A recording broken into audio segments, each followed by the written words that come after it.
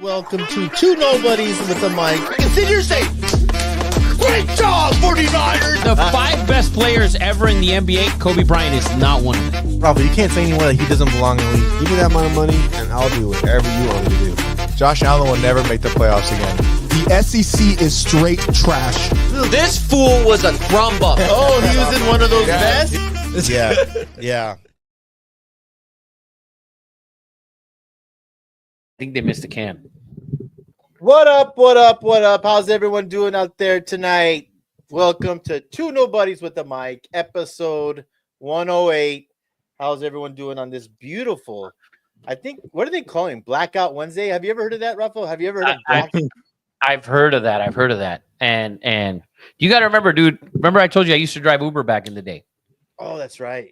Dude, I drove on this day back like, I don't know how many years ago, 7, 8, 9 years ago, whatever. Uh-huh. Dude, I drove on this day and I fucking crushed it. I probably made like $800, but the amount of drunk, one night. But the amount of drunk people. Were you robbing people as you were dropping them off? No, dude. Listen, I ended up, dude, short story, real quick. I ended up picking up these 3 girls from West Hollywood, drove them all the way to fucking Venice. One of the bitches like, oh, let's get off here at 7-Eleven. I gotta get it, dude. They were like almost half naked. I mean, it was a shit show. One bitch is throwing up at the 7-Eleven. The other one's smoking a cigarette, trying to smoke in my car. I mean, it was a total fucking shit show. But it turned out their ride was like, it was good. It was good. Well, yeah. I do remember getting blacked out. I didn't know it was a thing. Yeah, but, you get blacked out plenty of times, I'm sure. Like, you didn't need a Wednesday before Thanksgiving to be blacked the fuck out. Do you know why it's called Blackout Wednesday, Eddie?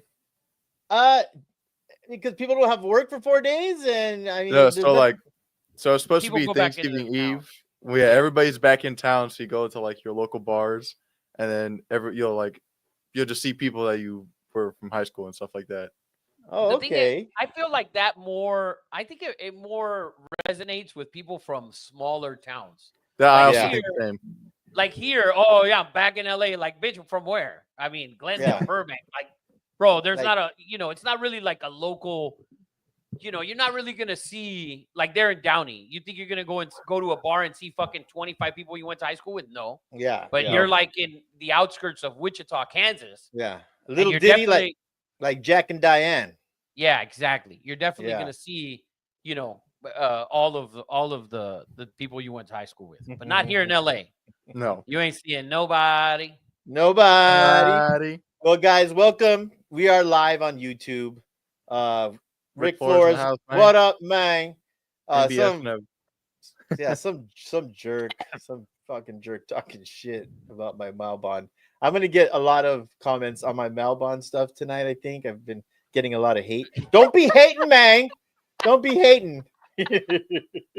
I just saw that comment. Oh my god. Well, guys, we are the gambling show of record, and we only have one rule, and that is not to be a loser. There'll be plenty of opportunities to gamble this 4-day weekend. I mean, it's gonna be awesome. But let's introduce the stars of the show. In the center with this new wave haircut. I kind of dig what Eddie Money has going on. Eddie Money, executive producer. How you doing, man? Feeling a lot better than I was yesterday. Was fighting off the stomach flu, so feeling great now. Dude, it looks like you lost weight in your face. Like Yeah, I you feel get- like I lost like 10 pounds. Yeah, you look like you've lost some weight and maybe stopped eating wiener as much. Glizzy. That's Jay's diet. That's Jay's diet. That's Jay's diet. Jay's diet, full wiener. We have Rafa the Guru, our guy, switching it up. Connor McDavid, fire ass fucking. Yeah, I had to Oilers give the jersey. guy some hockey love. We got a handful of McDavids and Evander Kane back here, so we'll get him. We'll get a rotation going in. We love hockey. It's a show killer. Like, I don't know why. I mean, maybe if you're in Canada, I mean, they go over every shift. Like, I'm like legit every fucking shift. But welcome I everybody. don't even know what a shit is. Welcome everybody, guys. Please don't hesitate to talk your shit. Michael MB, Brown. it's Aquaphor. It's great for your lips. Use some time. Go ahead. Is Michael Brown doing that like right there in front of me right now? He's sitting right in front of me. Yeah, Michael Brown is sitting right in front of me while Fucking sending these hilarious. messages, and I see him typing. I'm like, is he Yeah. texting his fucking kids, his wife? Yeah. Is that nope? He's fucking. We You know might what? get another round of apple martinis live on I- the air I- here. I'm getting a lot of shit talked about from my own family, by the way, from Malbon. We went to the Malbon store and my wife's talking shit. Like, is everything in your closet Malbon? Are you only going to wear Malbon? And yeah, my kids are making fun of me. Listen, I want to be sponsored by Malbon. And my son's like, what's the use of sponsor? You've already bought everything in the whole entire store. You're like their best fucking customer. So That is very fucking true. I might have to change my strategy. Yeah. So, guys, welcome. Episode 108. Talking shit has already started. But let's get into You Are Fired. We do this every week. It is a imaginary firing or hiring. We like positivity here. Does anyone want to start off with You Are Fired? I'll start. Could be brought to you by Malbon if Malbon, if you wanted to. I'm gonna start. I'm gonna hire someone. I'm gonna hire the Los Angeles Dodgers for doing a fucking hell of a job and going and getting Blake Snell. That is, dude. That is big time, bro. That is big time. And fans are fucking crying, bro. That shit annoys me. Like, oh, the Dodgers, we need a salary cap. And shut the fuck up, pussies. Are you kidding? Come on, man. Dude, listen, the Dodgers do a hell of a job. They did a hell of a job at going out and getting the best pitcher on the market.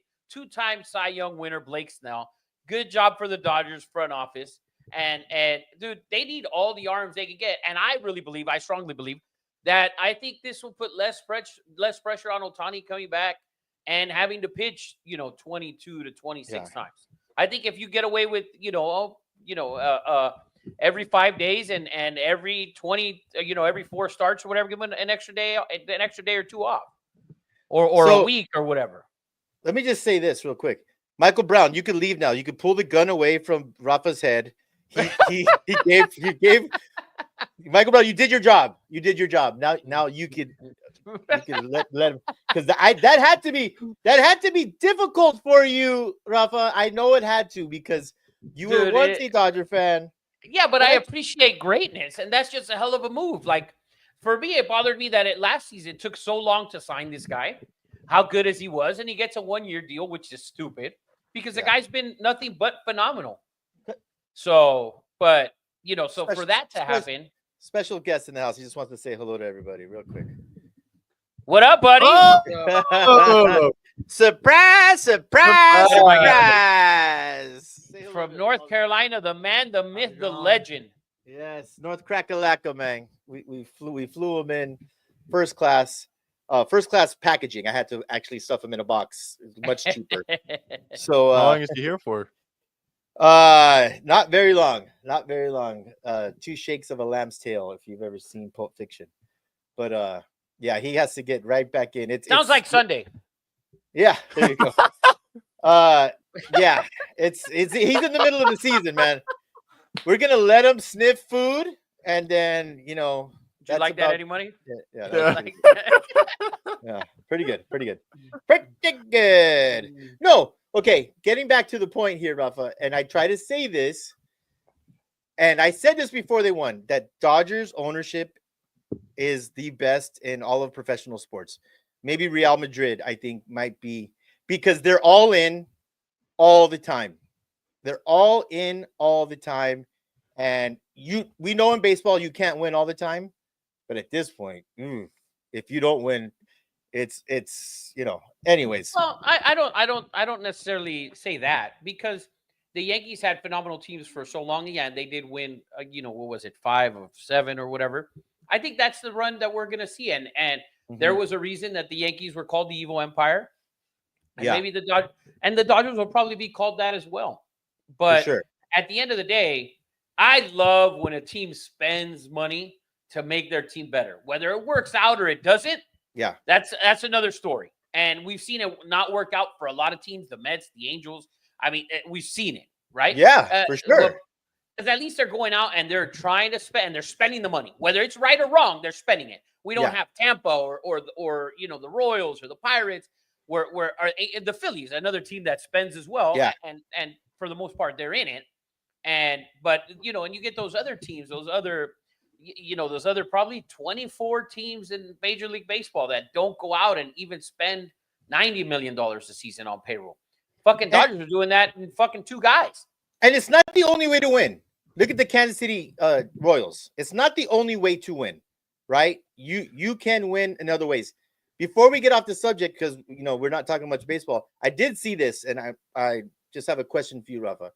So the Dodgers now have 4 contracts with deferred money. Obviously, the Shohei Ohtani one, it's mostly deferred. You have Mookie, who restructured and has a bunch of deferred money. Freddie Freeman, deferred money. This new contract with Blake Snell has deferred money.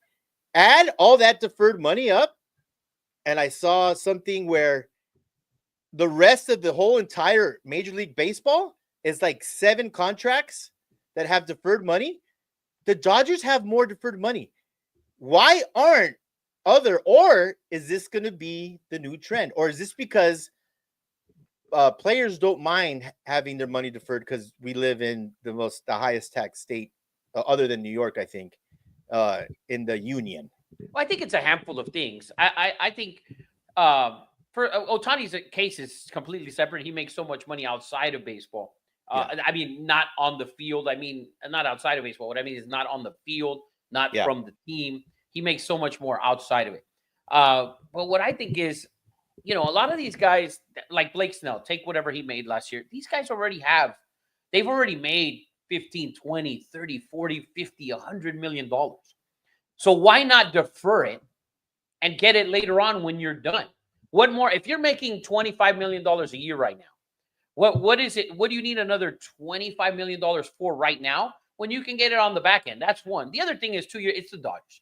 You're not going to go to, I don't think you're going to go into Tampa and take deferred money. I don't think you're going to go into, Oakland or maybe even San Francisco and take deferred money. The Dodgers come with so much money outside. Like there's so much more Opportunities. access and opportunities Yeah. here with endorsements, whether it's, and even small time endorsements. Community Chevrolet in Burbank had, Julius Randle.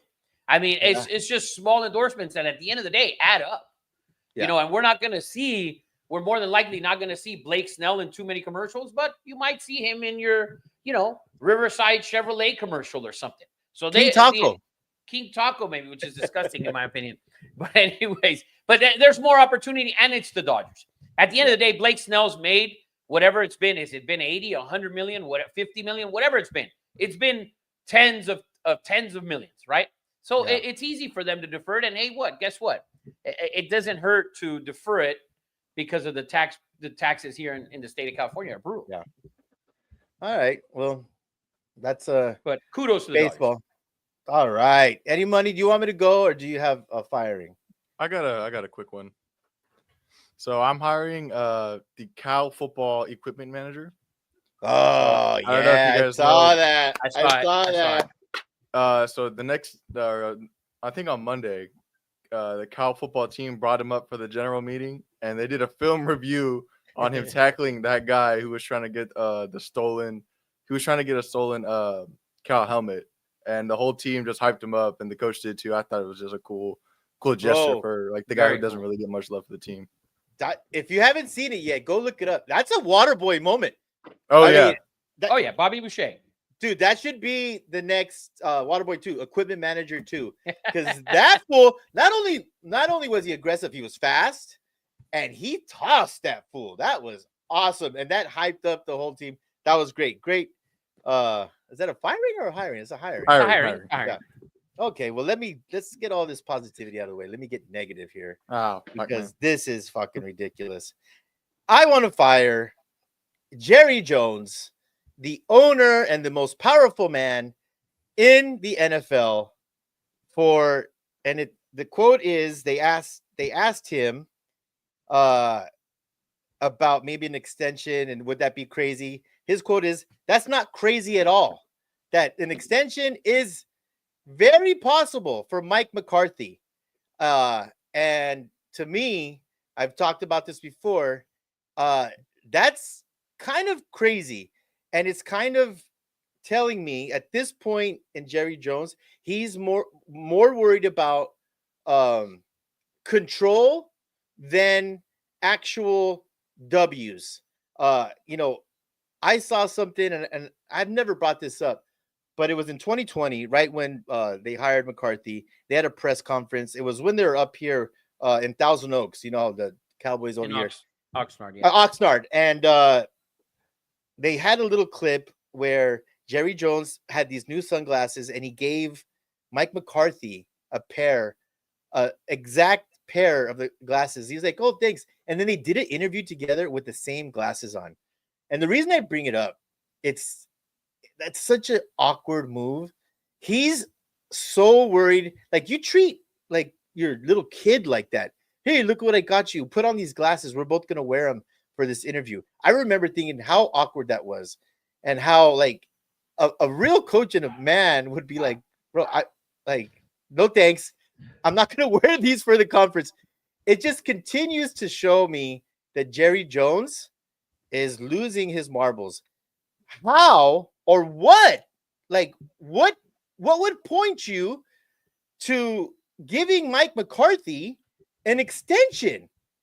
Do you have any input on this, Rafa? Yeah, I do actually. So you got to remember. So he's on a radio station every week on 105.9. His radio station. 105.9 The Fan in Dallas, Texas. And it's one of the questions that was asked to him. And I don't think you can just come out and say, "Oh, no, I'm going to fire his ass at the end of the year." So you had to give them some sort of, I don't know, glimmer of hope or whatever. But listen, if it actually gets down to it and he's not fired on Black Monday, then we need to start. Then I think this will be an actual topic. As of right now, I think it's just, a rumor worthy. Not rumor. He said it. He did say it. But I don't think we can take much into it because he was asked the question. It's like if they asked, whatever, you can't say, oh, I'm going to fire him. Fucking the season's not even over. And, so. I would have took the approach of, we'll talk about that when I wouldn't say like, that's not crazy, but I get what you're saying. I think it's disrespectful for you to say that for a coach of Mike McCarthy's caliber. And I say his caliber, and I don't think he's one of the better coaches in the league at this point. I just think his caliber, he's won, he's had multiple 12-win seasons. Yeah. He's won a Super Bowl before. He has playoff wins. That's not what I'm saying. That he's, but he's still he's still he's not a rookie head coach. He's not a guy who hasn't succeeded. He's succeeded in the league, and I think for you to say, "Oh, we'll get to it at the end of the year," we'll talk about that at the end of the year. I think would have been disrespectful to McCarthy. Fair, in my opinion. Fair. That's why I ask you, because sometimes I need Rafa to bring me back to reality. One more quick firing, NFL related, and I think it's also Jerry Jones related. The NFL once again. Everyone knows my favorite day of the year is Hall of Fame speeches and the induction. Robert Kraft has been passed once again to be inducted into the NFL Football Hall of Fame. And they instead, I forget his name, this guy helped build the NFL's in 1913. This guy died in 1963. No one knows who he is. And it was between those two. At this point, something's going on. And I don't know if it's Jerry Jones with the hate of Robert Kraft.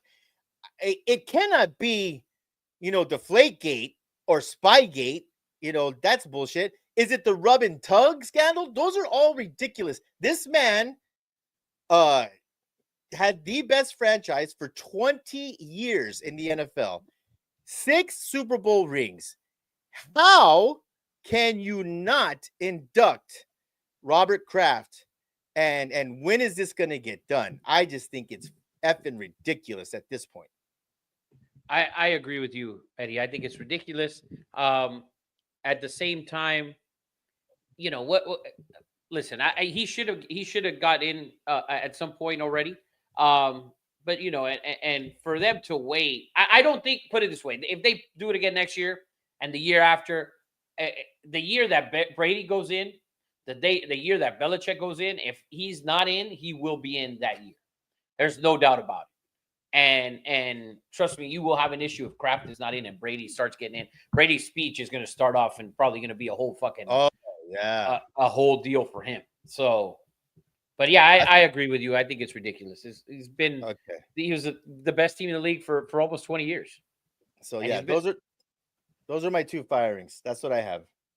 If anyone out there, give us your firing. We'll bring it up as we go along with the show. But that's You Are Fired, brought to you by Nobody. What do we got, Eddie Money, on the docket today?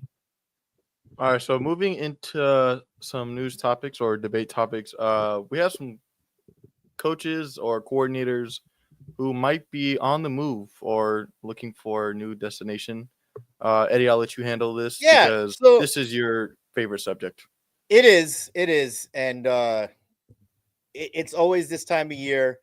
Guys are on the hot seat. We've already had 1 firing or 2 firings. We've already had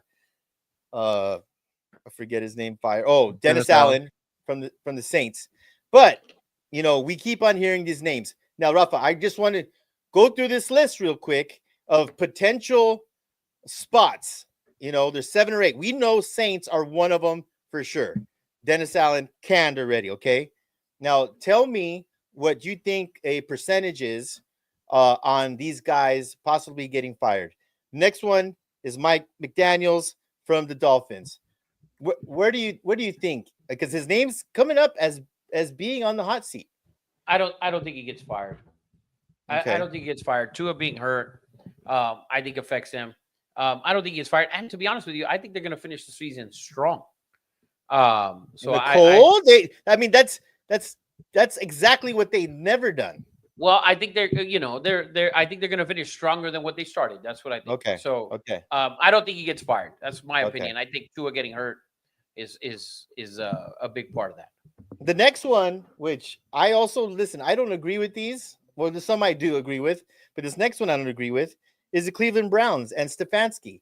You know, last year he was considered, was he the coach of the year, or he was considered to be one of the candidates? I know that, but how can you blame him with the shit show situation at quarterback?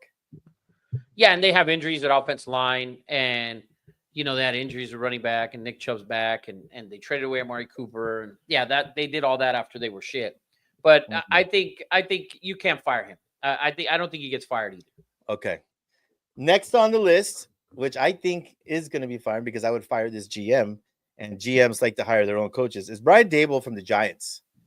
Another situation that was created by them, right? Brian Daboll is a supposed quarterback guru. He had to have signed off on bringing Daniel Jones back. How safe do you think Brian Daboll's job is? This is one of those. This is those ones where he's in the hot seat for sure. I think it's like you said. If they fire GM, I think GM's going to bring in his own head coach. So I can see him fired, but I can see him landing a job right away. Not a head coaching job, but he'll get a job right away. Yeah. All right. Well, this next one is one of the no-brainers, and that is Mr. Eberflus from the Chicago Bears. Like, I don't know if you saw his press conference last week. This is a no-brainer. I cannot believe that it hasn't happened already, to be honest with you.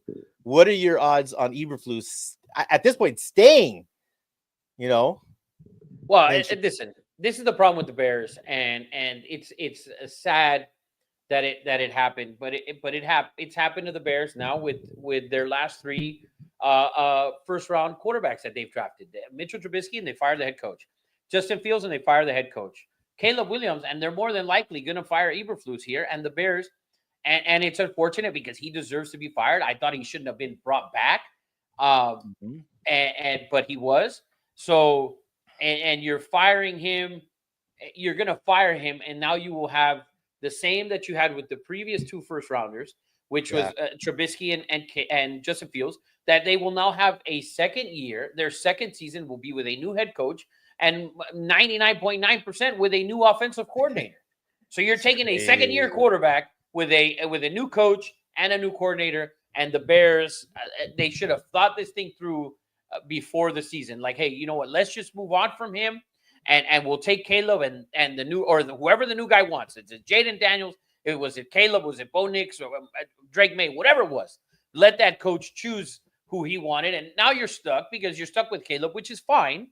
But now Caleb's getting a new coach, more than likely, and he's getting a new coordinator. And the Bears have done this now 3 different first round. There are 3 quarterbacks in a row. And basically, and if you don't fire them, you're making a mistake. Eddie Money gave me a list of names and potential candidates. I want to directly attach a name to the Chicago Bears, which I think would solve this issue, what you're just talking about. What if you stole Cliff Kingsbury from Washington and made him the head coach in Chicago and reunite Caleb Williams and Kingsbury, who, they worked together at USC, Heisman Trophy. It would be a nice transition. Now, I'm not a huge fan of Cliff Kingsbury being a great head coach, but if I'm Chicago and I want to maximize, you had the curse of the quarterback. To me, this makes a lot of sense. Well, and you have to remember, he interviewed for that job. That's the first interview that he had. Was the Bears offensive coordinator job. So yeah, that was his first interview, and then he, they did the Raider thing, and then when he saw that the Raiders were going to take 2 white quarterbacks who can't do shit, he's moved on. And he moved on to the Redskins, which has looked great. But is he an NFL head coach? In my opinion, no. I think Cliff Kingsbury is a college offensive minded head coach for college. I think he's an NFL offensive coordinator, phenomenal. I think that's what he is. Yeah. Okay. So the next one seems very likely, and a lot of people are surprised that it has not happened. And that's Doug Peterson with the Jaguars. A lot of people thought that would be the first guy to leave. What's your thoughts on, or what's your percentage on Doug Peterson getting canned in Jacksonville? High percentage, 95%. He should be gone. And the only reason he's still there is because Trevor Lawrence is hurt. And so they can do it. But anyways, there's still 6-7 games left in the season. Yeah. There's no point in letting him go now. Might as well just wait. It's not like you have somebody there in waiting that you can he'll be fired on Black Monday as well, I think. Okay.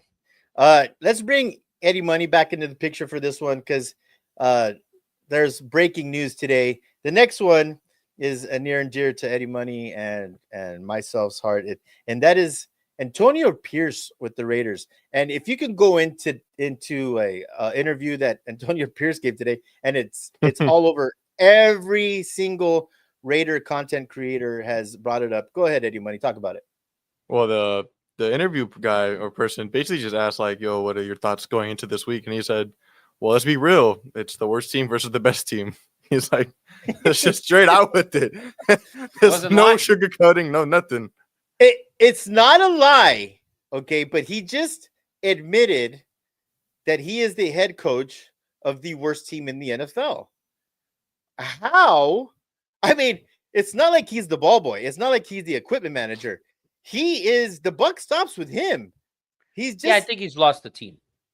Yeah. After that comment, you've lost the team. Like, I think you feel it in the locker room. You feel it at practice. I think making that comment, I think he feels like, oh, these guys don't believe in me anymore. And you know what? That's probably what it is. And to be honest with you, I told you guys last year, I don't think he's an NFL head coach. Mm-hmm. I don't believe that he's ready to be an NFL head coach. They gave him that job because they made a mistake the last time around in not keeping their interim or whatever you want to call it. And a lot of Raider fans complained or whatever. But you got to move on. You need to blow the whole thing up on the offensive side of the ball and blow the whole thing up and have a head coach who's going to get a quarterback and that he's going to want and that he's going to be able to work with. So I think Antonio Pierce, Black Monday, is another one that will be fired. Yeah. Mm-hmm. Okay. Only also, two more. Did you see his quote? I think it was after the last game where he was like, I forgot how many times we threw the ball, but he was like, I hated how much we threw the ball. And all the comments were like, aren't you the head coach? Do something about it. Yeah. Like, it's freaking crazy. He continually, when they ask him about he's like, well, we have to go upstairs and look at, like, it's more and more. It just shows that, like what Rafa said, it's too big for him. You have to drive more than an Impala. You have to be more than a motivator to be an NFL head coach, because these guys are professionals, right? Right. And they're men. And they're men. So last two, we just talked about it. Mike McCarthy, percentage-wise, Rafa, with the Cowboys. I think he gets fired on Black Monday as well. I think it's a mistake if you don't fire him. I thought last year you needed to pick and choose whether it was Dak or whether it was McCarthy, and to give. And what I said was, and what I meant by it was either Dak or McCarthy. And at the end of the day, Dak was top 5 in every statistical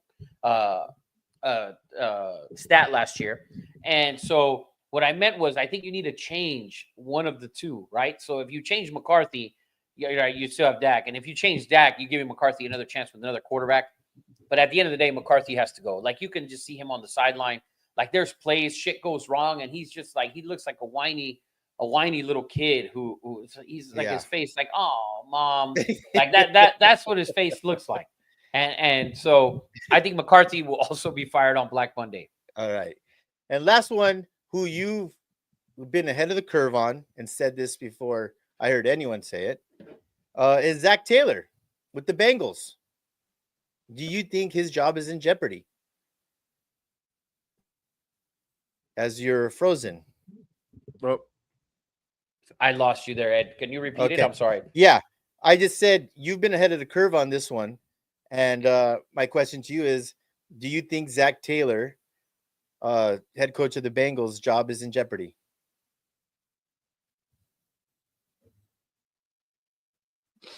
We'll let Rafa Yeah. come back a little bit. Okay. but- What do you that's not think, Eddie Money? To say it's in jeopardy, definitely think so. I'd say it's more so. Oh, he's back. I'm sorry. So I'm sorry. What was the guy? Who was the guy, Ed? Zach Taylor, job in jeopardy, head coach, Cincinnati Bengals. Man, everybody, we can keep blaming the defense, but I still think there's certain games where the offense has struggled. And yes, he leads the league in yards and pass yards or whatever. But there's certain stretches of the game where the offense disappears.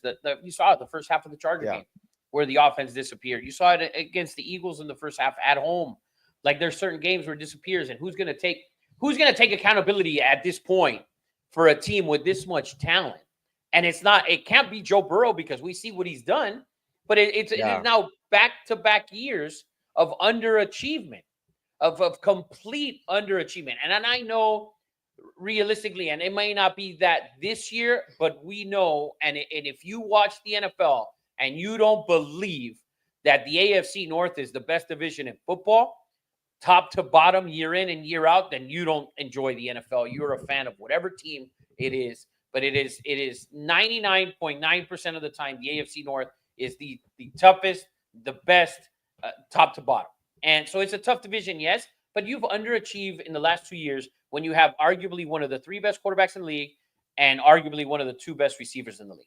It's not like you don't have shit. No, you have a superstar quarterback and a superstar wide receiver. You can say, and I'm not saying they are who these people are, but I'm saying you have a Joe Montana and a Jerry Rice. You have a Peyton Manning and a Marvin Harrison, or Peyton Manning and Reggie Wayne. You have that. You have that. Patrick Mahomes doesn't. Josh Allen doesn't have that. Herbert doesn't have that. So you have that, and you have done nothing with it. At least the last 2 years, you've pretty much been irrelevant in the playoff picture, and someone needs to take the blame, and I believe it's Zach Taylor. If I'm Ben Johnson and that job is open, listen, the Cowboy job is fucking all the glitz and glamour of the Cowboys head coach and all of that. But if you get down to it and we're looking at all the jobs, and that's one, Mr. Ben Johnson, you should be the head coach of the Cincinnati Bengals if it's open. There should be no debate about it. If Ben Johnson and that job is available, that is your job, and you can have it. I guarantee you can have it whenever you want. And you have superstar and superstar. That is what you have. You're not rebuilding. It's star. I like it a lot. That's a great pairing. Rafa. So before we get into our breakdown of week, whatever it is, 14 or I don't know. By the way, Eddie Money, I need all these clipped because I sound a little bit like a genius.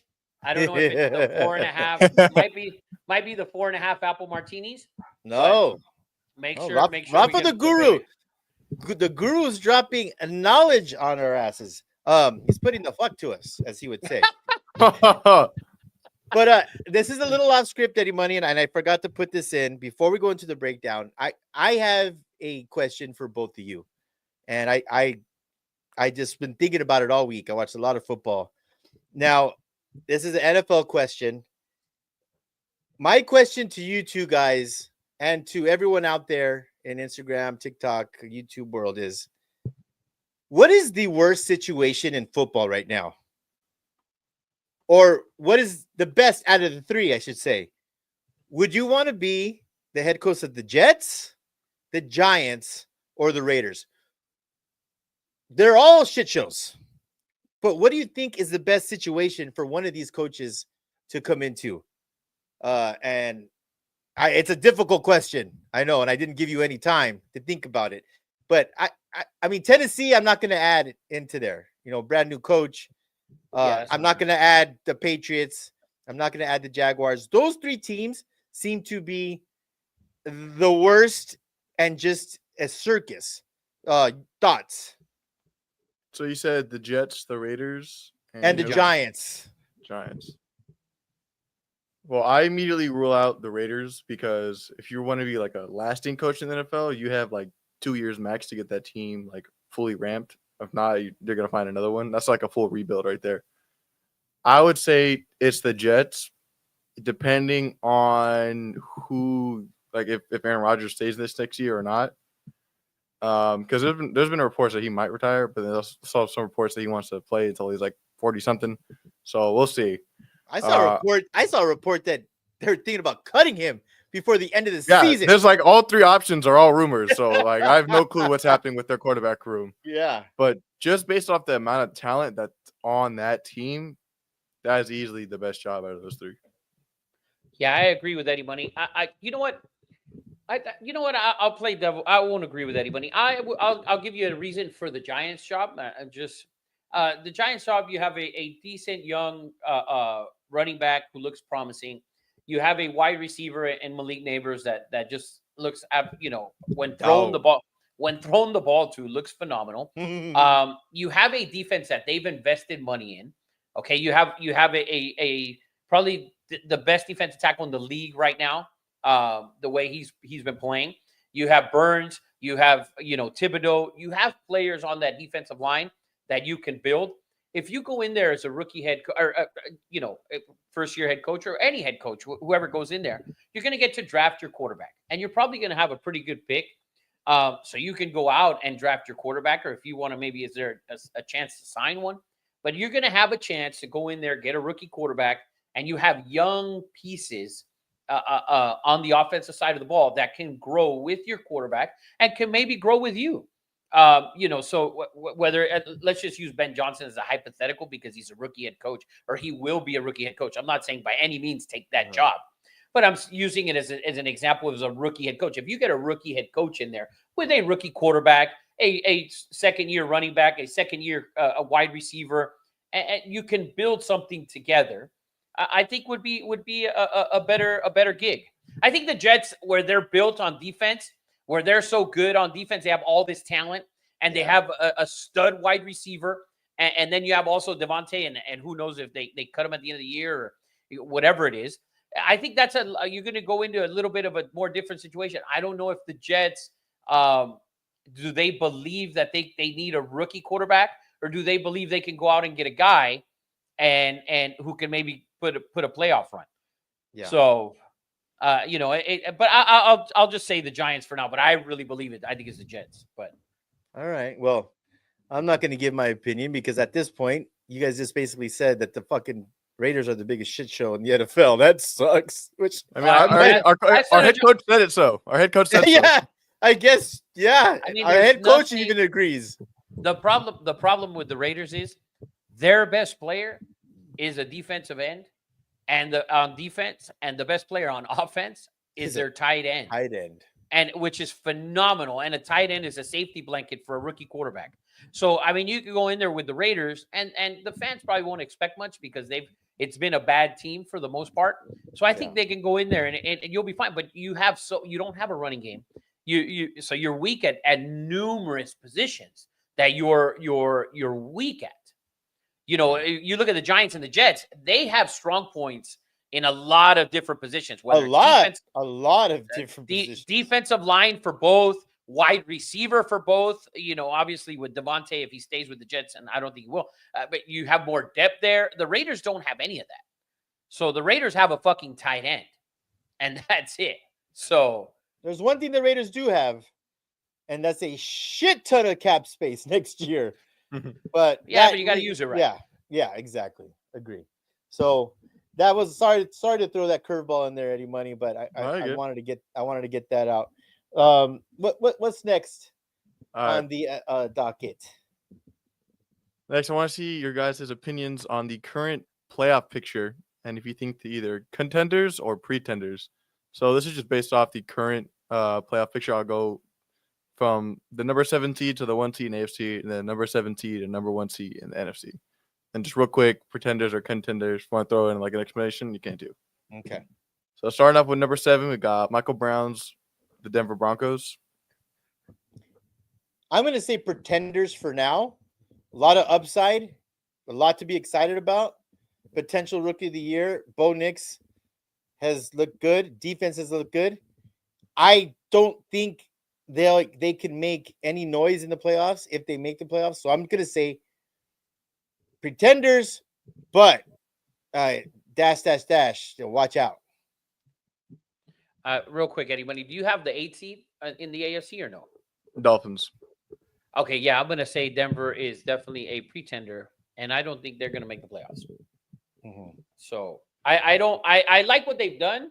They've overachieved by a For million. sure. I just don't think they're and we're doing pretender contender as far as contending for the title. I don't think they can contend for Yes. the title. Yeah. So I don't think they can contend for the title, and no Bronco fan's gonna tell you they will. Oh, Is Michael Brown still there? Sean Brown No, might. no. His brother. Michael Brown's gone. Uh, Yeah. Sean Brown would tell you they're winning it all this year. All right, next up we got the Chargers. Oh, I'm gonna say pretender. They need offensive weapons. Did you see Quentin Johnson? Yeah, he Last- still can't. yeah. He still hasn't learned how to catch a ball. And that was the worst thing I've ever seen that was the worst performance I've ever seen by a receiver in my life. And we thought he had fixed his butterfingers. They He did. need He replaced them with brick hands. Yeah, that's brutal. really bad. Pretenders. Love me some Jim Harbaugh though. I think they're pretenders as well. I don't think they can contend for the title, and I think they're not ready. I think this is it's a young team, and they're Jim's building it, and he'll build it. And I think next year they'll be a lot better. And listen, I think there's another team that I think is overachieved this year as well in the AFC West. But yeah, I think they're pretenders. I don't think they can contend for a title, and they don't think so either. All right, and then we got the Ravens. Oh, I think they're top 2 in the AFC. I Totally think contenders. I think they are totally contenders. I think they are the second best team in the AFC. To be honest with you, I think they're the best team in the AFC when they do what I said for them to do every goddamn week. So if you do what you do, you are the best team. There is no doubt about it. So I think the Ravens are definitely contenders. I picked them to be in the Super Bowl, and I think they still will. I think the Ravens are definitely contenders. There we go. And then we got the Texans. Pretenders. Move on. Pretenders, absolutely. CJ Stroud's having a sophomore season slump. He Fully agree with you. He looks scared, Rafa. His mechanics are bad. He looks terrified in the pocket. I wonder if he took a hit. Maybe something that maybe spooked him. I don't know. Maybe there's no trust in the offensive line. There's definitely something there with CJ. He doesn't look as good as he did last year, and so it's just too bad that division just absolutely sucks cock. If not, they would not be in this fucking playoff talk. South Carolina Gamecocks is what he's yes, talking about. Yes. Can I say Yes. this? And this is gonna sound horrible. I hate his hair. I'm a big cornrow braids guy. He has like women braids. Yeah, his They're hair's very- trash. They're very Absolute trash. feminine. He's very feminine. Let's move on. Next, we have the Steelers. Contenders, and I am saying I've been talking down about the Steelers, but Mike Tomlin is everything that Antonio Pierce is not. Mike Tomlin is just a straight up badass. Doesn't need to have an image. He's all business. He's all about the team. And I know I talked a lot of shit about him being mediocre, but man, where Eddie was wrong, contenders. Yeah, I love me some Mike Tomlin, baby. I've 2 years I'm Yeah. on that bandwagon. I love Mike Tomlin. I think they're contenders as well. I don't think they're as good as the other three top teams, but I think they're right there. And Mike Tomlin does a hell of a job. There's no doubt about it. He's nobody can ever say he's overrated. He's underappreciated, is what he is. Banger. All right, current number 2 seed, the Bills. Best team in the AFC. I think they're the best team in the AFC today. I think Baltimore is the best team in the AFC, but they are definitely contenders. And they definitely gonna have a chance, and we'll see. Josh Allen, I think, is the MVP of my eyes. Yeah. So And the number 1 seed, the Chiefs. Listen, as much as everyone probably thinks I'm going to say pretenders, it's impossible. It'd be just an ignorant fucking statement. And I've made some ignorant statements in my fucking life. And a as lot we of all them, have. and a lot of them about the Chiefs. And he's But- just all they have all been on this podcast. I mean, yeah.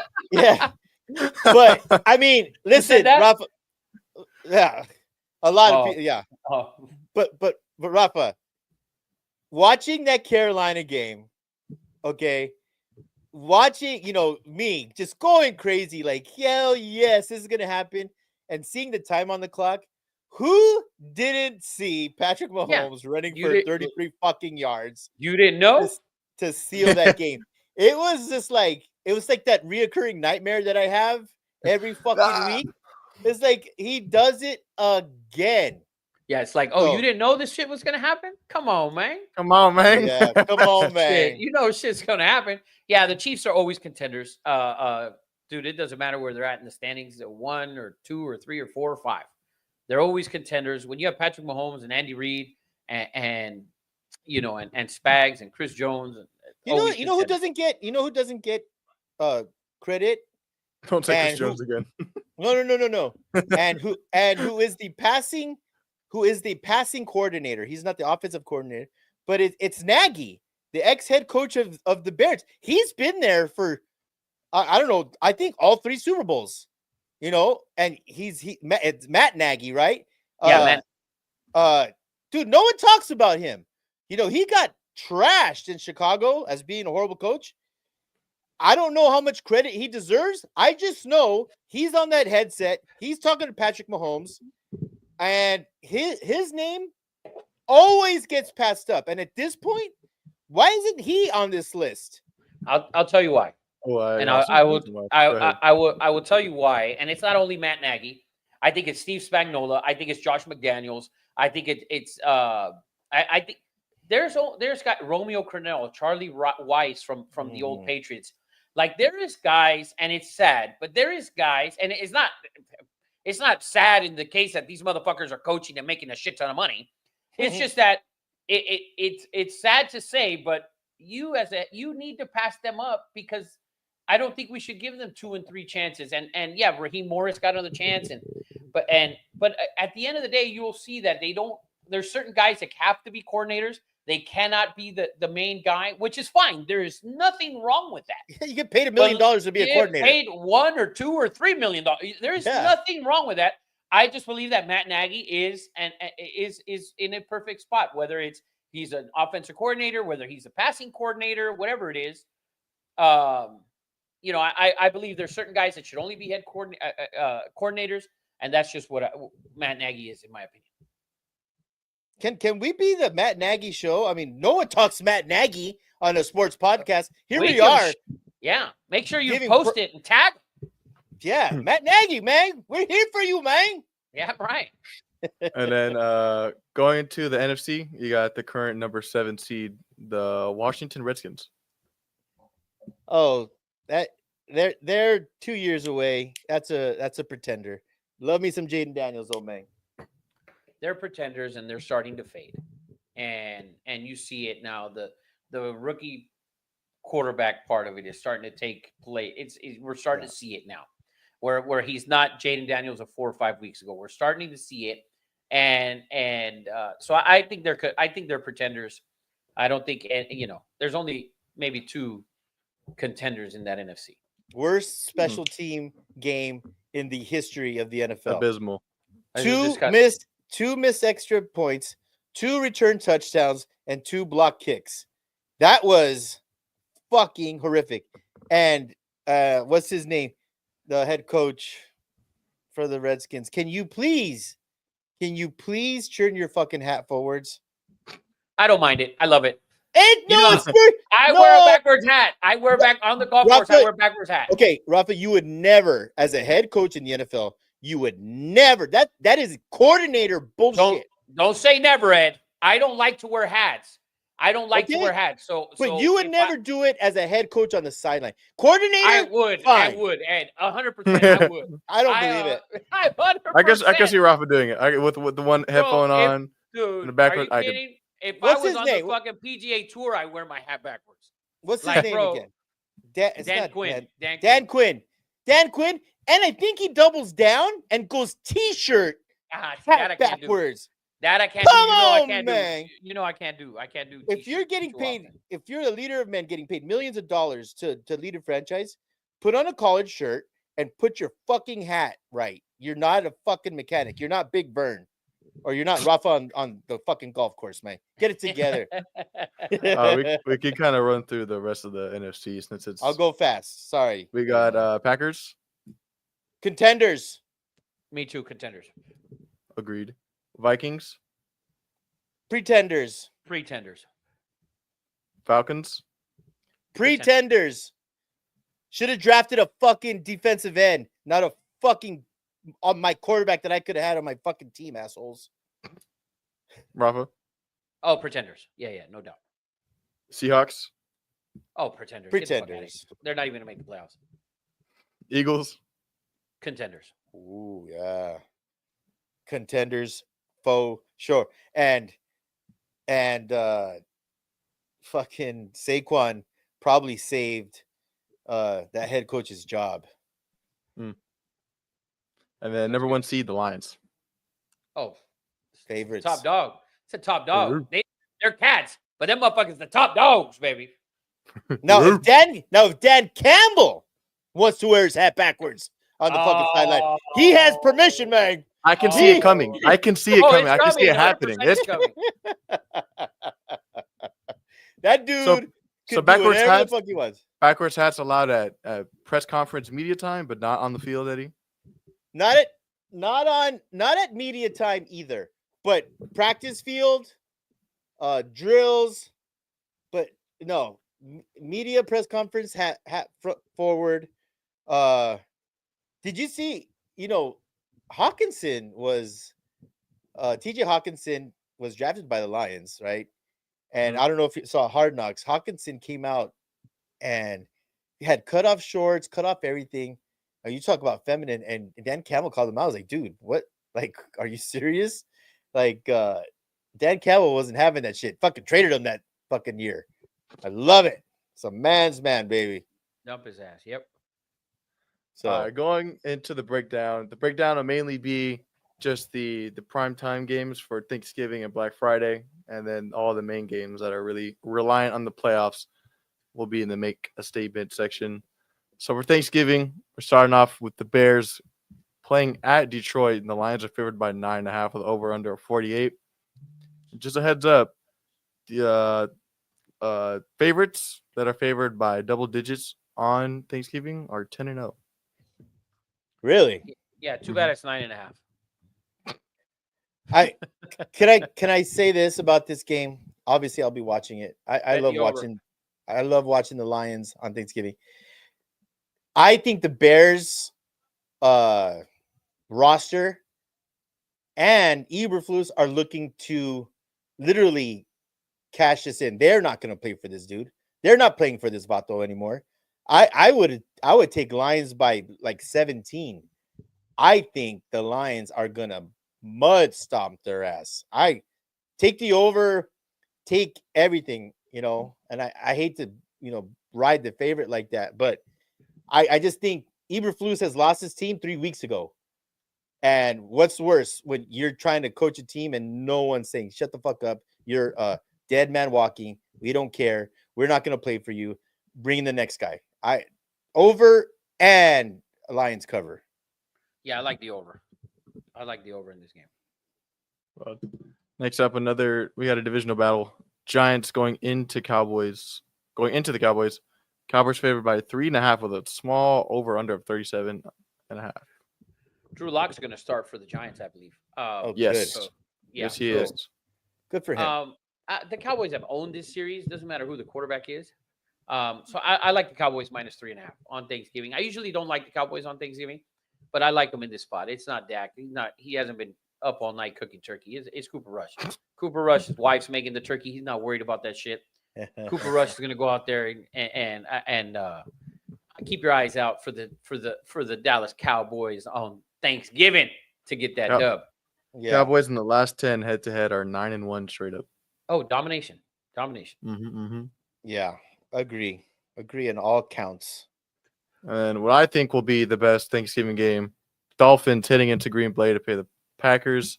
favored by a field goal. The over under 48. I'm gonna say Pack. This is my favorite player of the week, and we have a segment later, so I'm not gonna go into any more detail. Give me the Pack. Yeah, I'd like to see the weather for this game before. I have it. I know it. It's probably should be cold as around fuck. 36 or 38 degrees, I believe. Yeah, it's probably going to be a Green Bay game. So, but we'll see. We'll talk about it later when Eddie gets into his picks of the week. And then the Black Friday game, near and dear to Eddie and I's hearts. Raiders versus the Chiefs. Chiefs favored by 13, over under 42.5. Do you think, Eddie Money? Do you think like Patrick Mahomes is still pissed off with the Kermit the Frog shit? Though I'm here, I don't think so. I think because they beat him last time, they would have done something about it. He didn't do anything. I also think he doesn't care. That's like he fucking sucked. If I agree, I would say, oh fucking, they're gonna come in here and stomp the ass. Everyone knows the Raiders are dog shit. But it seems like Kansas City lets everybody, hang around. So who knows? If a gun to my head, I would take the 13 points simply because the Raiders haven't played anyone within 13 points, and I can't remember how long. Yeah, and the Chiefs haven't blown anybody out. Yeah, they're 0-5-1 against the spread as favorites of 6 or more. By the way, after the game last week, though, Mahomes did say we need to start blowing teams out.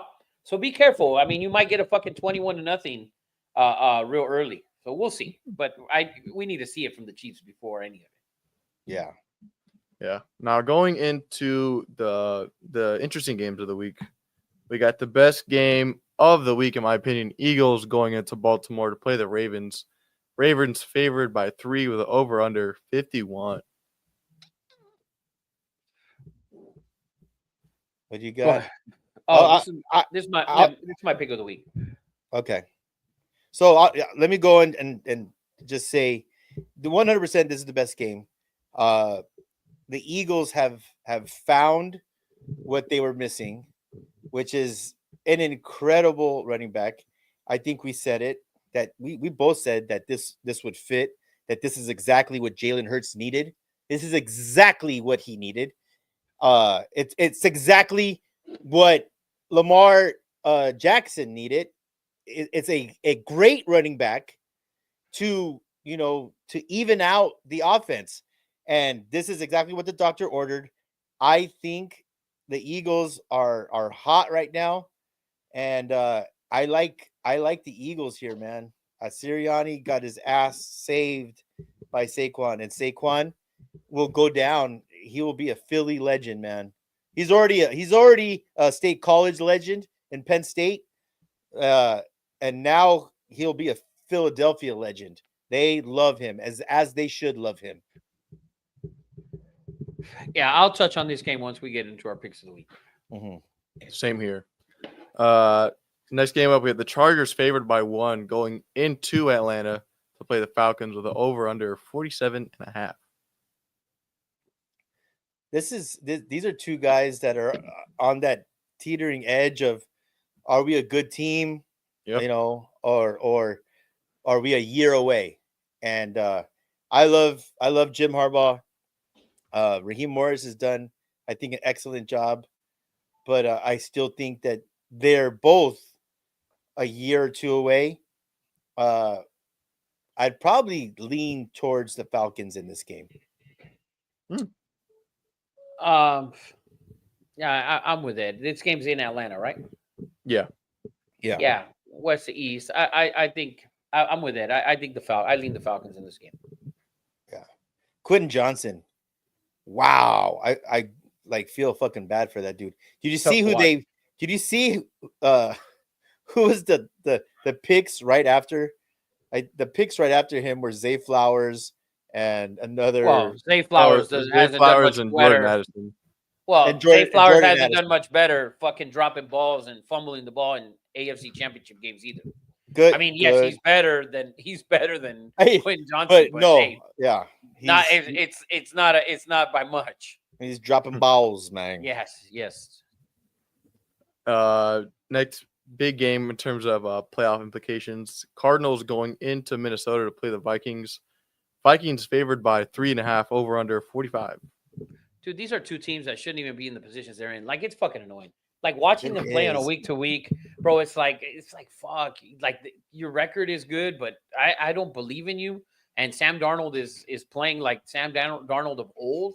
Like, fuck. If the Bears weren't horrendous, they should have won that game on Sunday. Yeah. So I mean, I'm not a fan of this game at all. And for Arizona to go in, and I know young coach, but to go in after a bye into Seattle for the fucking division lead and all that, and they put up 6 points. Mm-hmm.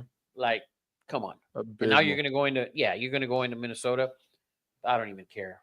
To be honest This was supposed to be a bounce back year for Kyler Murray, and I feel like we're still waiting.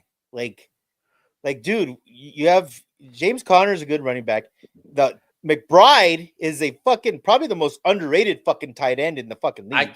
Dude, Eddie, I saw something he did. I'm gonna cut you off real quick. I saw something that he did on Sunday that I didn't like. What did he do? I didn't see it. It was towards the end of the game. They're putting a drive together. At times, it's late in the game. I think it was their last drive, and so it's like, and it's and he was just consuming time. Like, the hustle behind him was not there. Not there. Yeah, Really? I saw it and I was like, wow. Like, dude, are you kidding? You're jogging back to the line of scrimmage. You didn't get out of bounds, number one, when you could have got out of bounds, and then you're just jogging your ass right back. Like, what the fuck are you doing? Okay, yeah, no, I mean, I turned it off at that point, but see, this is why Rafa's the guru, man. He eye in the sky doesn't lie. Rafa's always fucking watching you, tight ends. Fucking hustle. He's always watching. So that's what I thought. He's super talented. I just think I hate when I see certain plays in the NFL where, and I mentioned it last night on the college show. The kid from USC did a great job with throwing the ball over the tight end, so he didn't lose yards and the time didn't roll and all that. And to watch McBride not get out of bounds, and then the knee goes down, and then he doesn't hustle back to the line of scrimmage. Like, bro, listen, even if you thought they were going to use that last time out, which you shouldn't have thought it because it wasn't going to happen, you should have hustled your ass right back. I've seen a lot of guys, second, third string guys, that'll fucking pop right up, toss the ball to the ref, and we're running right back. And that's what it should have been. And I know they were down 2 scores. Your disbelief of your team showed you right then and there. It's my opinion.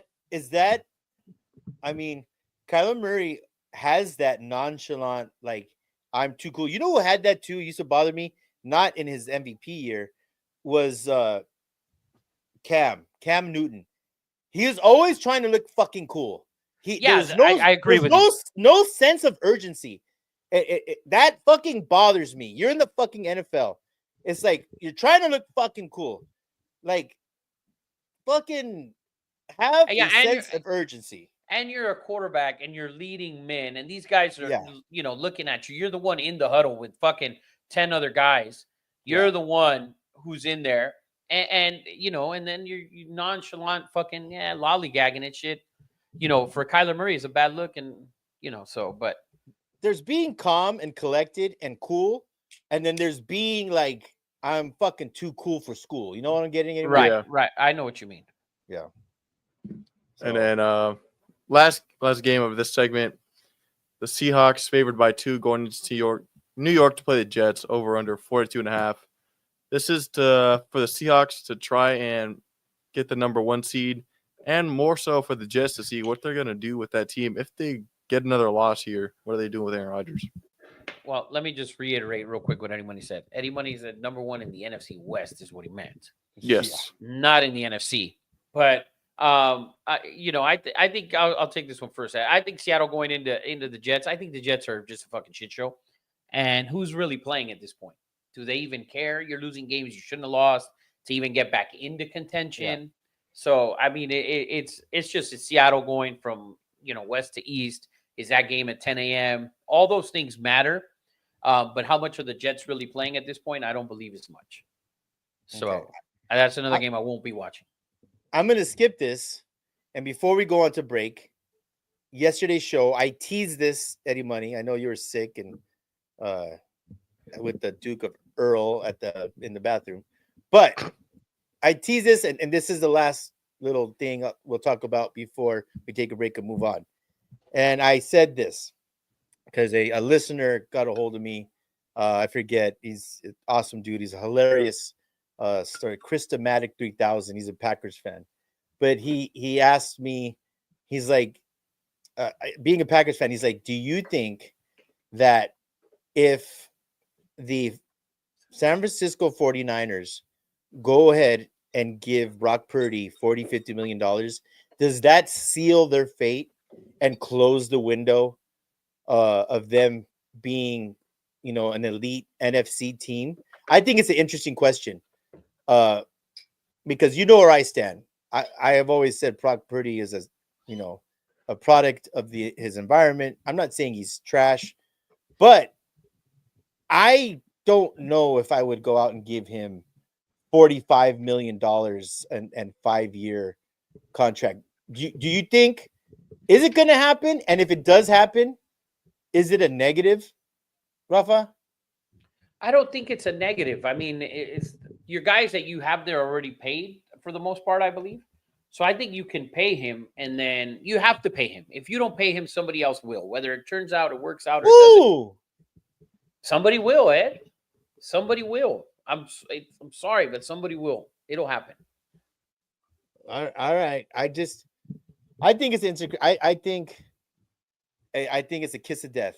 If you give that he's a great human being, Christian man, great human being. Listen. You see. Do you think he's better than Trevor Lawrence? That's a stupid question. I know you think he's better than Trevor Lawrence. But giving Trevor Lawrence, it's almost, what's worse? Not having a quarterback or giving a bad quarterback $50 million. The Browns. We see it all the time. Yeah. And Deshaun Watson was not a bad quarterback, though. That's the thing. Well, he hadn't played for 2 years. He had thrown for 5,000 yards the last year he had played. 2 years prior. A year prior, because he technically didn't play. But Yeah. the last year he played, he threw for 5,000 yards. Also, that was also with Hopkins as a receiver. They thought that's what they were going to get. But so, I mean, it's tough. So you would pay him? I would pay him. I'm trying to think. I think Trent Williams is up to get paid. I think Bosa is coming up. I know they just paid Ayuk, which obviously didn't pan out. CMC's under, but I mean, that defense, they have to be coming up. Fred Warner, he has to be coming up soon. They're all coming up, but at the end of the day, if you don't have a quarterback, it's going to be tough, Ed, and he's going to deserve it. Whether you like it or not, he will deserve it.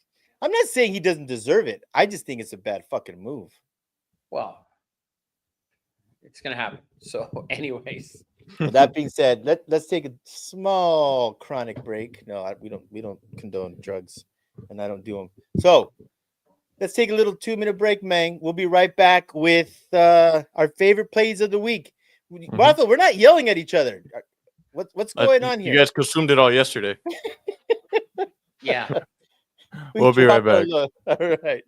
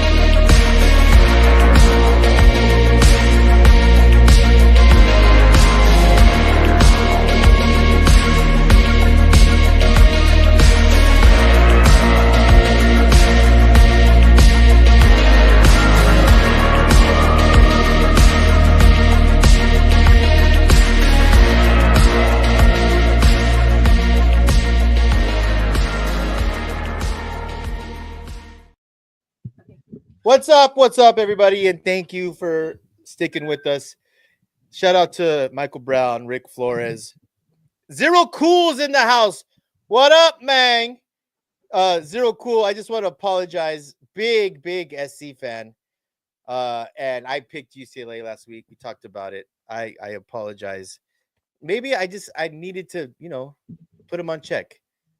Rick Flores, what's Rick saying over there? Anybody? What was this? Cannot see what emoji that is, but something about Rafa regarding blowing teams away. That's the violin. That's a violin. It's a violin emoji. Zero Cool. Can I take a quick cool story about Zero Cool, Avenue 31 homie? What's his name? Game Day, Lee Corso. Hector was on his way to South Bend. Hector has a full headdress, USC Trojan, and one of the first times, not the first time ever, but one of the first couple times that Lee Corso put on the USC headdress, and that became a tradition. That's Zero Cool, and he has a ton of other stories. But shout out to Zero Cool. Always following us and then giving us a shout out. What up, man? How you doing? Welcome back, everybody. Guys, we've been talking. Eddie, that's not Uncle Zero. That's Zero Cool. Oh shit, you're right. Yeah, last time I thought it was Uncle Zero. Yeah, Uncle Zero is Tiki Hockey Club. You're right. Zero Cool, man. I'm sorry. What up, man? Zero Cool? Where are you from, man? Let us know. Let us know what set you. You got to press him like that, Eddie. Eddie's 50-year-old gang with a Malbon fucking gear on. Where are you from, S.A.? I'm from Studio City. Yeah, my fucking Eddie. My family giving me shit about Malbon, right? They're like, I'm like, listen, I'm trying to get a sponsorship. They're like, well, first of all, you're a horrible golfer. They're never going to sponsor you. I'm like, bad golfers have money too. Do they not? That should be my slogan. Malbon shouldn't just only cater to good golfers. There's more bad golfers than there is good golfers. Am I not right, Rafa? Dude, you are fucking 100%. I'm glad you touched on this. I'm gonna give you something, bro. Listen, I you hit home for Rafa. You said, hold on.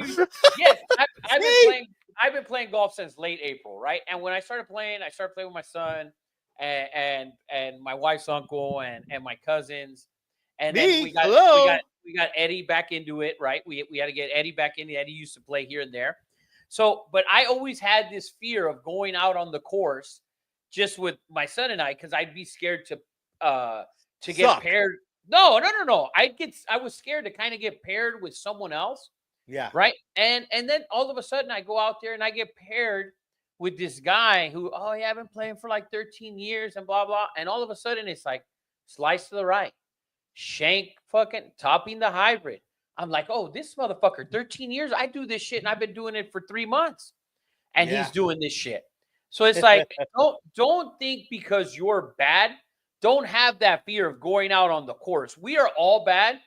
And yes, we play a lot, but we don't practice a lot. And we're old and we're fucking overweight.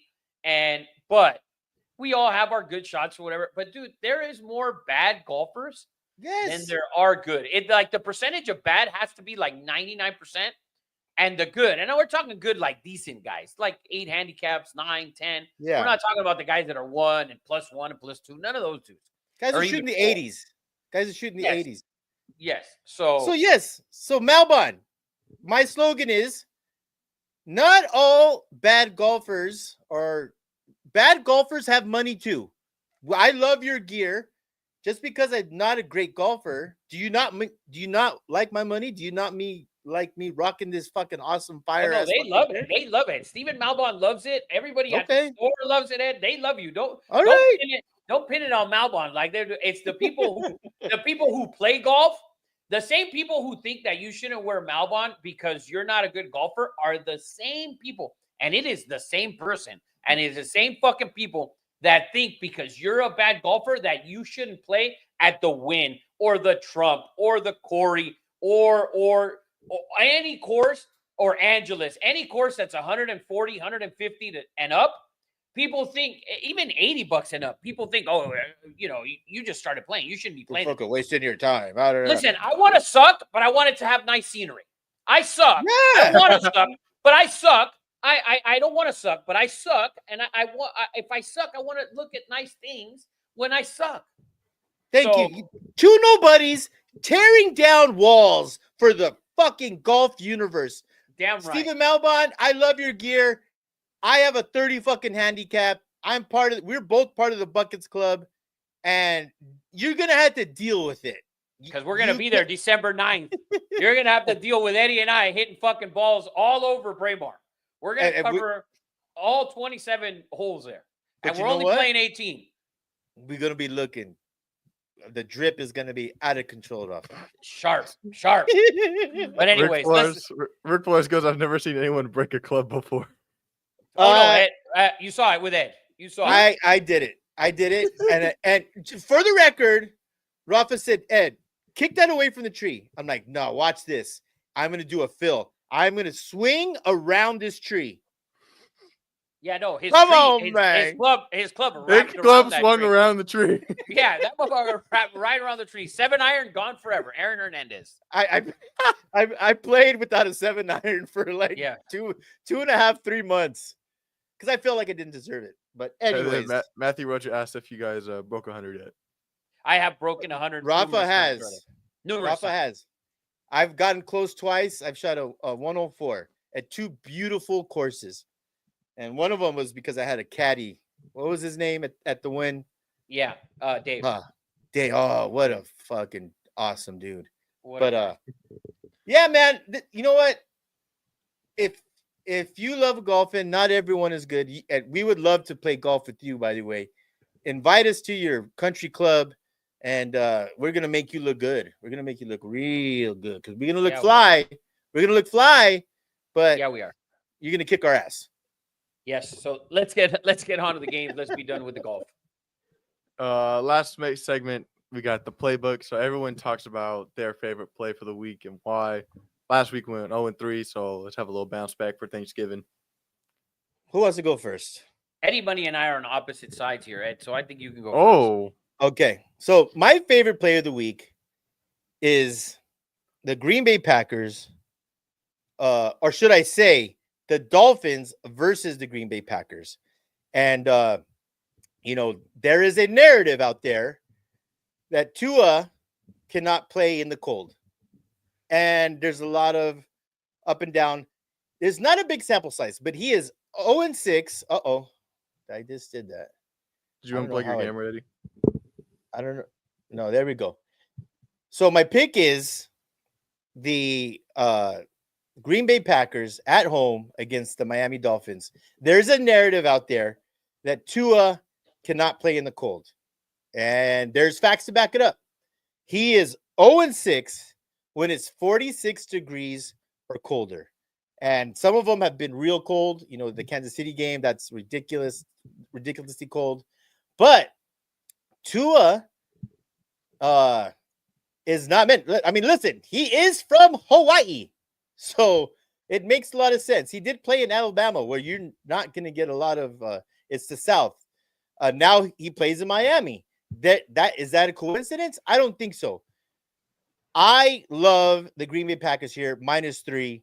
The Packers put a beat down on the 49ers last week.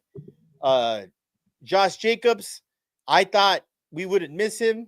Josh Jacobs, all the shit he talked about the Raiders, 100% true and totally validated.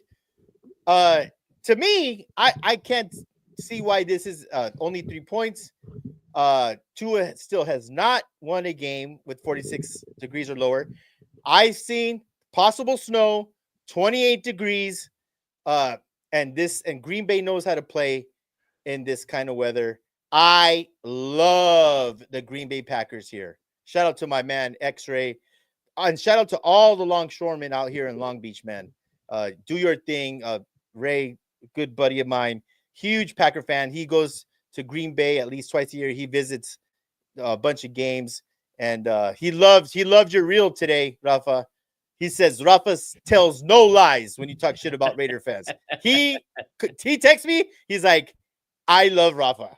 He tells no lies. So I had to give you that shout out, and shout out to X-Ray, the Green Bay Packer fan. But that's my pick of the week. Curious on your thoughts, Rafa. I know. I agree with you. Okay. I agree with you. I agree with you. The numbers don't lie. So Also a Neither fan of do it. hips. hips don't lie. By the way, since we are talking about Rafa's clip, I think it has some of the funniest comments because there's people just saying like Pacoima. Oh, shout out Pacoima. We're getting roasted, but I've never heard someone shout out Pacoima before. Listen, Yeah, I'm right. Maybe that's the I hate to be a Pacoima's home, fanboy. I hate to be a fanboy. I drove from West LA all the way to Downey today, hour and a half drive. I fucking watched that thing 30 times. And when you explained to people all over the world, South Africa and the United States, what Pacoima was, I laughed every fucking time. It to me, that was the funniest fucking shit that the Mandalay Bay turns into Pacoima every home game. It's fucking hilarious because I've been there, and You know what it is. It tells no lies. You know what it is. It's also so funny because one comment would be like, "This is so true. I'm in Vegas," and then like 3 comments later, like, "This is not true at all." I knew as soon as you guys edited, I'm like, this is gonna do well. Yeah, that's funny. So Oh. let's get on to our game, Eddie Money, because I know you have one side, I'll have the other. You want to go first? Yeah, so me and Rafa both have the Eagles versus the Ravens. I'm taking the Eagles straight up, and I'll explain why. I think the offense has been moving a little better, but more so it's just a play on how bad the Ravens have been on defense and how much better the Eagles are on defense against them. The Ravens are statistically like a top 10 worst defense in terms of like yards a game, yards per play. They're good against the rush, but besides that, man, they're the worst team in passing yards attempts, completion percentage. It's just is bad, and I think Philly will be able to capitalize it. And Philly's defense, it's good. They're number 1 in yards, number 1 in yards per play. They're top 10 in rushing, so maybe they put a little dink in Derrick Henry's game plan. All right. So you pled my case for me in one of the statements you said there. And I'll give you the obvious one at the end. You said that the Ravens defense are only good against the run. Well, guess what the Eagles do better than they do pass the ball is run the ball. But other than that, let's get down to the real deal. Lamar Jackson against the NFC East, West, South, North, fucking the National Football Conference. Lamar Ravens owns them. He's got the title to every fucking NFC team. He owns them, and that's what it is. And guess where the Eagles play? In the NFC. Lamar Jackson and the Ravens finally listened to me this last week, and I predicted last week that Lamar would have 22 pass attempts and 3 touchdowns. He had 22 pass attempts and 3 total touchdowns, and that's what happened. And I'm going to throw it out there so you guys don't forget it, because I consistently say it on a week-to-week basis. And what was impressive about that with the Ravens is they were down 10-0, and they didn't abandon the run. They understand that is their strong point. Okay, and it's common sense. We see it, and I don't understand why they don't see it. But they were down 10-0. You had Henry, big run. I think they will be able to do the same. I think they love playing. Lamar loves playing against the NFC. They dominate them. I don't see them losing in this spot, period. I think they lick their chops when the NFC's roll into town or they're going into NFC town. It's like, let's fucking do it. And so I cannot go against a 21-1 guy against the NFC. I cannot. And so I like the Ravens. I love the Ravens in this spot. And so I think Lamar and the Ravens propel and win this game. You know what? I'm not gonna lie. I forgot about convinced that stat. No, I forgot about that stat. And you know what's funny is that's literally my favorite stat to bet on. I know you always bring that crazy. stat up. Eddie. That's why I was shocked when you sent me your underdog, and I was like, the Eagles? Wait, don't the Eagles play the Ravens? Oh yeah, I forgot about that. But I just had a flash of brilliance. We need a segment called Roth's Chajamas. and it's Ralph Stradamus. We're gonna get you the turban. I know Eddie Money. You don't remember Johnny Carson, but Johnny Carson used to have a skit. He put a turban on, and he would do predictions. And Nostradamus, Ralph Stradamus. What do you think? I love it. I love it. Like the Swami. You remember the The Chris Swami? Berman? Yes, the Swami did it too. Chris Berman, Chris for Berman. sure. So Oh, I just looked at the picture. He has a big ass. Yes, Ralph Stradamus, man. yes, sir. And we'll get hate from all the people like we usually do. I just, I love this show, man. I love what we're doing. I love that Rafa, he's gonna give his fucking opinion, and he's not afraid of it, and people love it. So what else we got, man? Because we got to end on something. That's it. You don't have to yell at each other every time we go on the podcast, Eddie. Really? Yeah, we don't have to, Ed. We don't have to. People think we hate each other. Like It's saying. I Stephen think you guys. fucking. Yeah.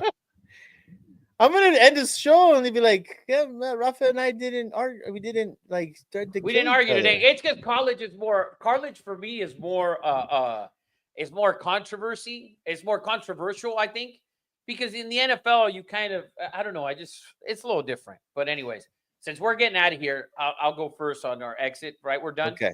Yeah. Yes. So just happy Thanksgiving to everybody. Enjoy your long weekend. Make sure you play some golf if you play golf. Friday's going to be terrible because all the guys that can't play on normal times because their wife doesn't let them. This is their hall pass for golf. So we'll be out on the course on Saturday. Sand Canyon, Eddie, and we got a big group of dudes. We're gonna have a good time. So, and I'll be tomorrow at the Quarry.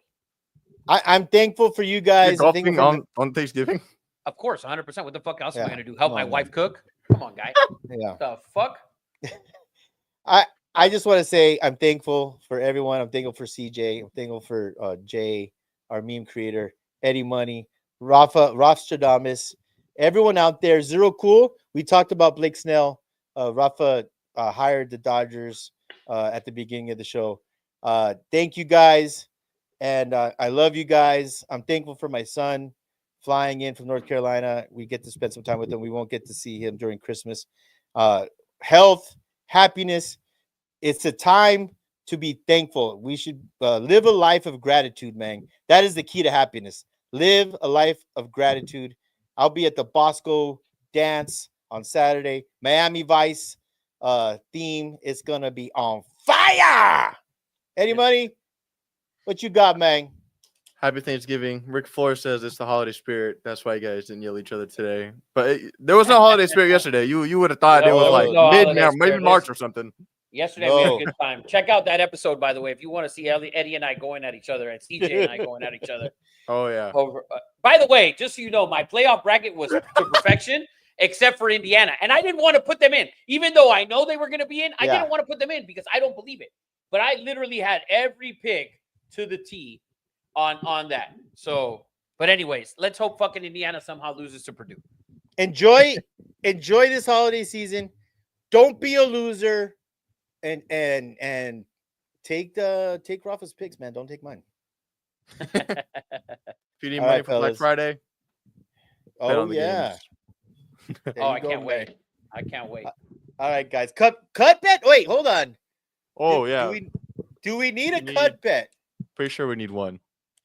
I Oh, thought we had two, but Oh, did you guys get two yesterday? I thought we did. Okay. I'm pretty I sure thought- you guys did. then. I thought we did. If not, we can make a video. all Oh, right, yeah, man. okay. We can make a Love you video. guys. Actually, you know what? We should make a video on Saturday at the golf course, Ed. We'll make one together for Sunday. Oh, perfect. Yes. We'll do it early. We'll send it to you guys. Hey, we're teeing off like at 11:30, so you'll Bang, have bang. it before noon. All right, Bang perfect. bang. All right. Malbon gang. All right, guys. All right, fellas. Thanks. That's it. Later. Bye bye.